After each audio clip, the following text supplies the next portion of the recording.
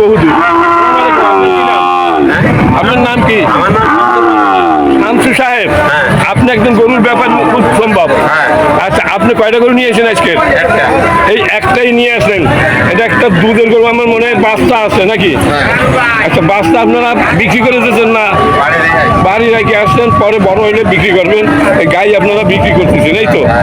এইটাই ঠিক কথা, কারণ আপনি ব্যবসা করেন, ও আগামী কোরবানি চুটাইলেও 1-1.5 লাখ টাকা দাম হবে। আচ্ছা, এখন আপনার এই কয় দাঁতের গরু এটা? 6 দাঁত। 6 দাঁত। আচ্ছা, 6 দাঁতের গরু কত দাম চাইছেন? 67,000 টাকা দাম চাচ্ছে। দর্শক, এই যে দেখেন 67,000 টাকা দাম চাচ্ছে।